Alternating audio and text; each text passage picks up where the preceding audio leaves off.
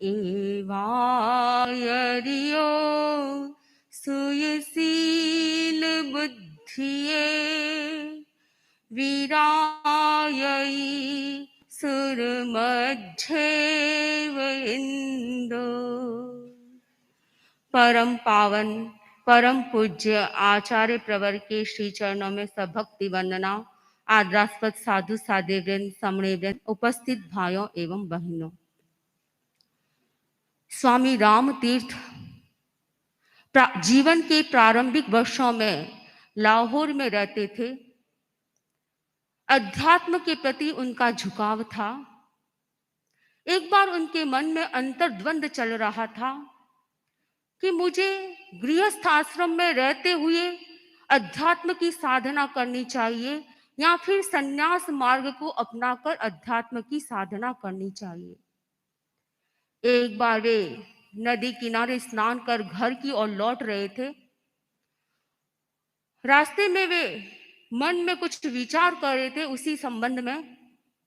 तो कभी वे सड़क के दाईं तरफ चल रहे थे तो कभी बाईं तरफ चल रहे थे। उसी रास्ते में एक सफाई कर्मी झाड़ू लगा रही थी। उसे दिक्कत हो रही थी कि कभी इधर चल रहे इधर चल रहे, तो उसे झाड़ू लगाने में दिक्कत हो रही थी। वह थोड़ी इरिटेट होते हुए बोली, अरे अजीब आदमी हो, कभी इधर चलते हो कभी इधर चलते हो, क्यों दोनों रास्तों की ओर चलने का क्यों प्रयास करते हो? एक दिशा की ओर चलो तो तुम मंजिल की तरफ आगे बढ़ पाओगे, अपनी लक्षित मंजिल को प्राप्त कर पाओगे और मैं भी आराम से काम कर पाऊंगी, मेरे कार्य में बाधा नहीं पहुंचेगी।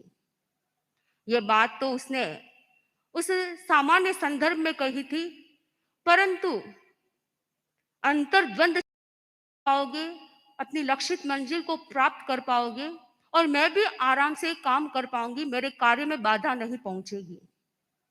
यह बात तो उसने उस सामान्य संदर्भ में कही थी, परंतु अंतर्द्वंद चल रहा स्वामी राम तीर्थ के मन को चुभ गई। वह सोचने लगा, ये बहन ठीक कह रही है। उस बहन से कहा, बहन तुम ठीक कह रही हो, मुझे एक दिशा पकड़ लेनी चाहिए। दोनों दिशाओं में चलूंगा तो मंजिल प्राप्त नहीं कर पाऊंगा, मुझे एक दिशा पकड़ लेनी चाहिए। वास्तव में हमें जीवन में सही दिशा को पकड़ लेना चाहिए, हमारा सही लक्ष्य बन जाना चाहिए। जो व्यक्ति सही लक्ष्य की ओर आगे बढ़ता है वह अपनी मंजिल को प्राप्त कर सकता है। हमें लक्ष्य का चुनाव करना है। यह मनुष्य जीवन बड़ा कीमती है और इसे सार्थक बनाना है तो हमें लक्ष्य का निर्धारण भी करना होगा।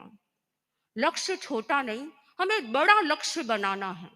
और जो व्यक्ति बड़ा लक्ष्य बना लेता है वह उस मंजिल की ओर आगे बढ़ता है तो वह अपने रास्ते में सही तरह से अच्छी तरह से आगे बढ़ पाता है।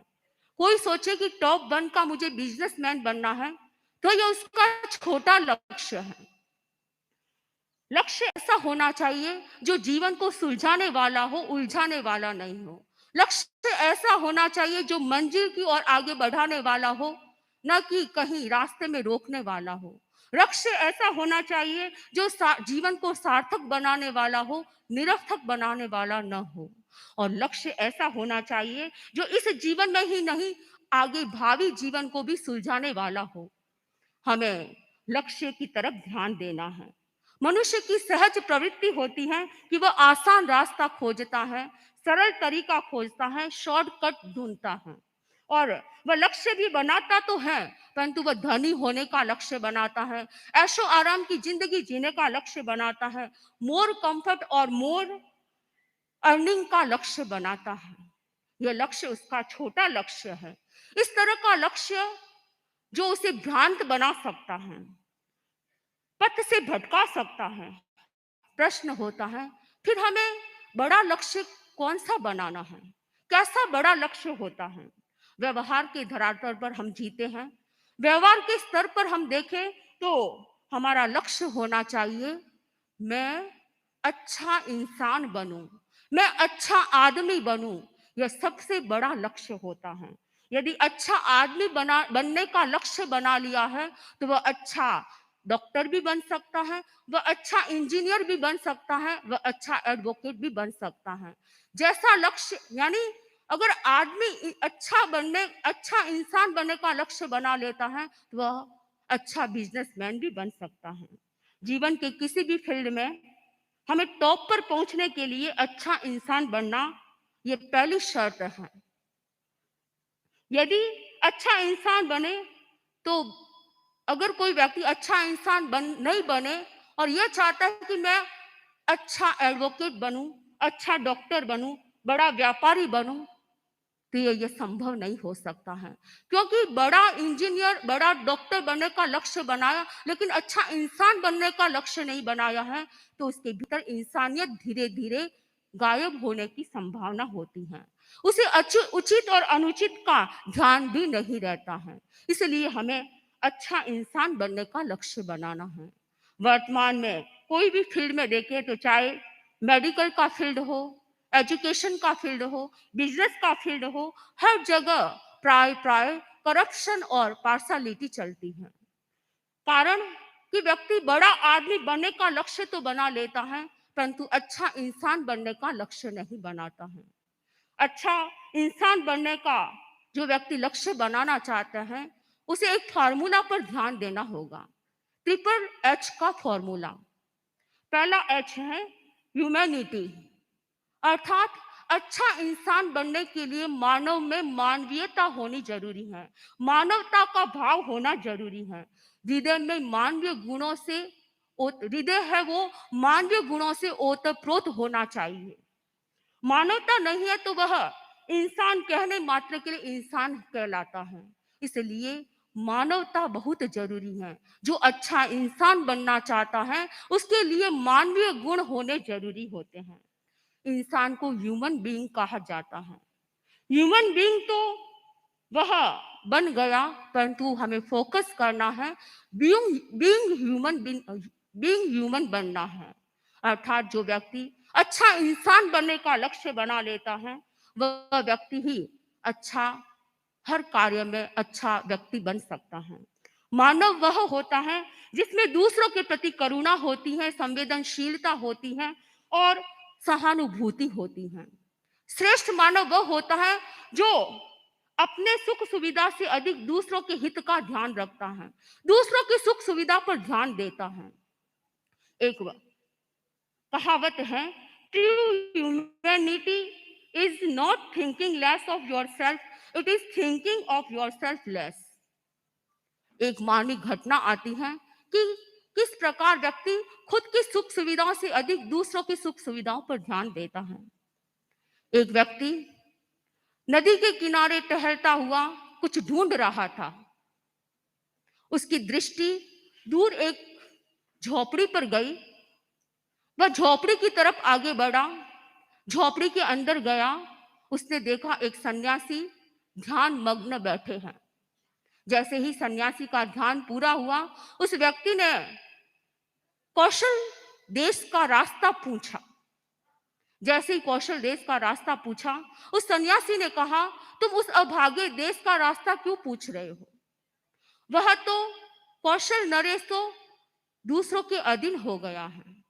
कौशल देश दूसरे देश के अधीन हो गया है। ऐसे राज्य का रास्ता पूछने से क्या लाभ? उस व्यक्ति को निराशा आ गई।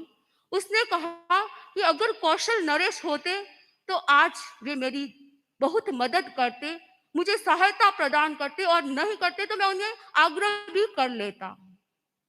तब उस सन्यासी ने कहा कि कौशल नरेश तो किसी के अधीन हो गए तो तुम्हें मदद नहीं मिल सकती, पर तुम निराश मत हो क्योंकि यह तो नियति का खेल है, कर्मों का खेल है।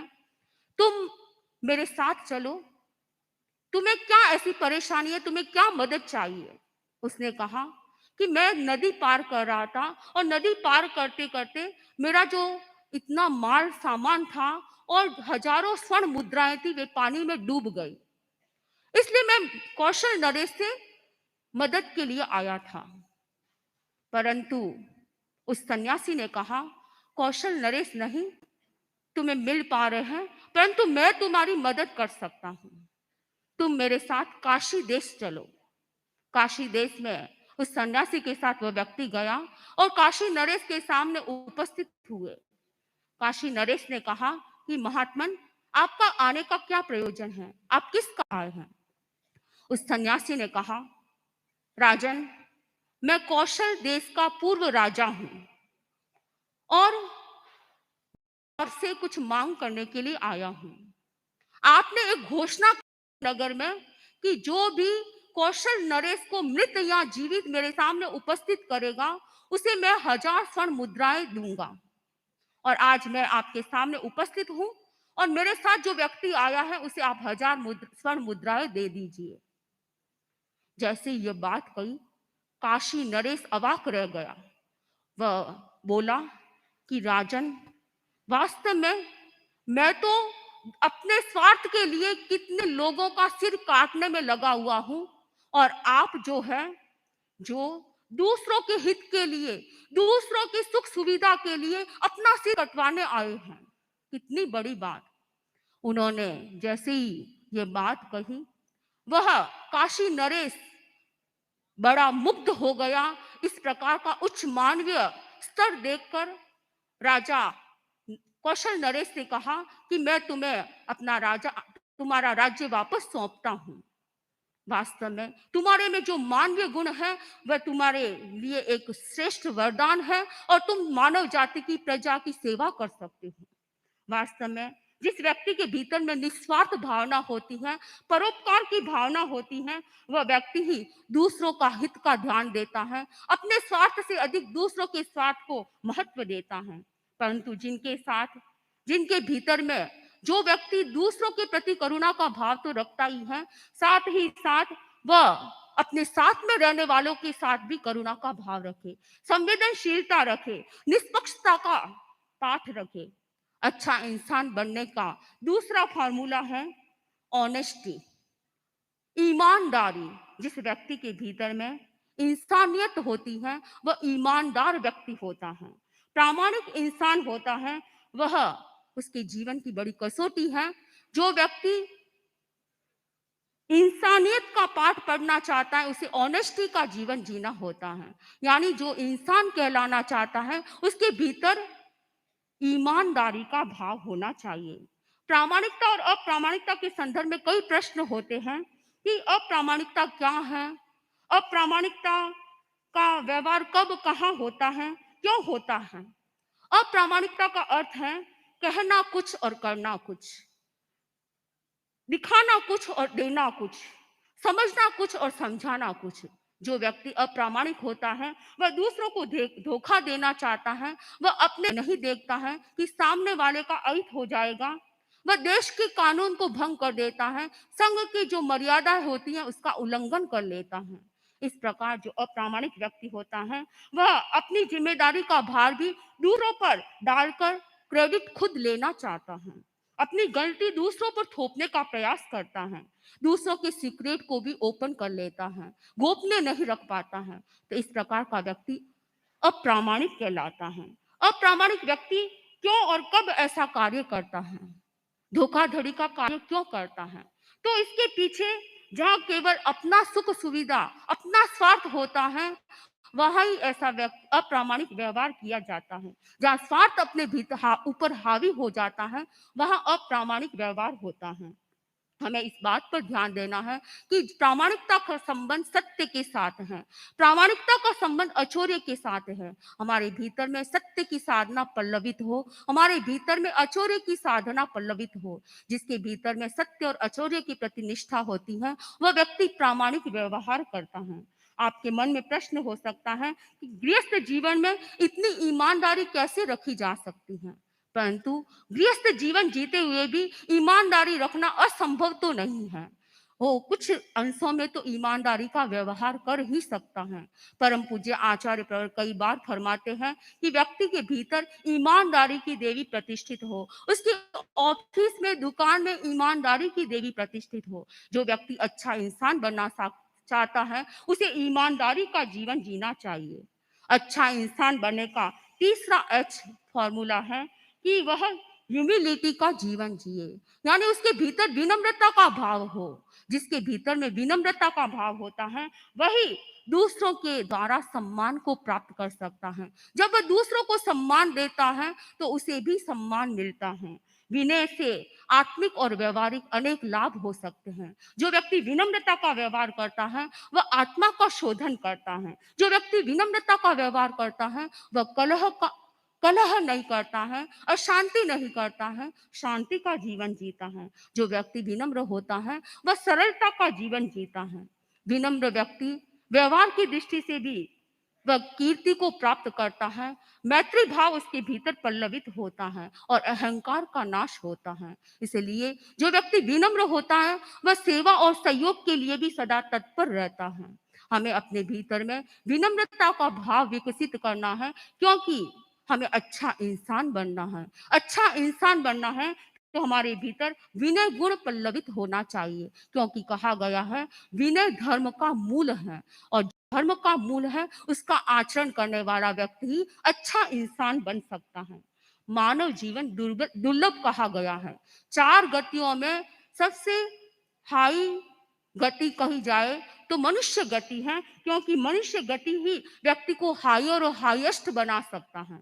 इसलिए हमें इस मनुष्य गति का सार समझना है, तो अपने जीवन में इन 3 गुणों को आत्मसात करना है। और अनुव्रत के नियम भी हमें यही सिखाता है कि हमें अपने जीवन में ह्यूमैनिटी की साधना करना है, हमें ऑनेस्टी बनना है और हमें ह्यूमिलिटी की साधना करना है। ये 3 गुण हमारे भीतर आत्मसात हो तो हमारा व्यवहारिक जीवन भी उन्नत बन सकता है और आध्यात्मिक जीवन भी उन्नत बन सकता है। हमें व्यवहारिक तौर पर और आध्यात्मिक तौर पर उन्नत बनने के लिए इन 3 गुणों को आत्मसात करना है। परम पूज्य आचार्य श्री तुलसी का अनुव्रत आंदोलन जो हमारे भीतर आए, क्योंकि अनुव्रत आंदोलन के ये 3 जो सूत्र हैं हमारे जीवन में आ जाए तो हम उन्नत जीवन जी सकते हैं। परम पूज्य आचार्य प्रवर अनुव्रत अनुशास्ता आचार्य प्रवर हैं। अनुव्रत अनुशास्ता के जीवन से हमें प्रेरणा लेनी है। आपके प्रवचनों से भी हमें प्रेरणा मिल सकती है और अपने जीवन को उन्नत बनाने का, सार्थक बनाने का प्रयास करें। इन्हीं भावों के साथ ओम अरहम।